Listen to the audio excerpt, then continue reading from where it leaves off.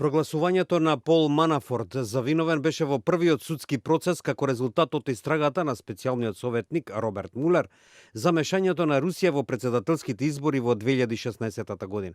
Тоа, како што се оценува, представува голема победа за Мулер, кој го гонеше Манафорт, како дел од неговата истрага дали кампањата на Трамп соработувала со Русија за да победи во трката за Белата куќа.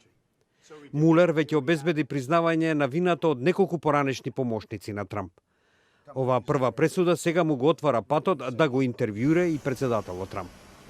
Тој пак изјави дека случајот нема никаква врска со улогата на Русија во изборите и отистанува збор за продолжување на ловот на вештерки.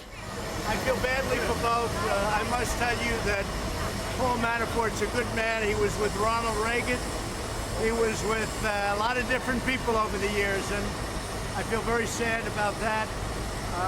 It doesn't involve me, but I still feel, it's a very sad thing that happens. This has nothing to do with Russian collusion.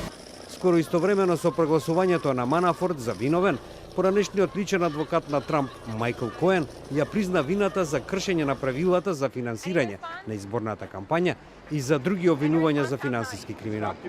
Тој притоа изјави дека тој и Трамп им платиле пари на една порно актерка и на една манекенка на Playboy да молчат за односот со Трамп со цел тоа да не влијае врз претседателските избори во 2016 година.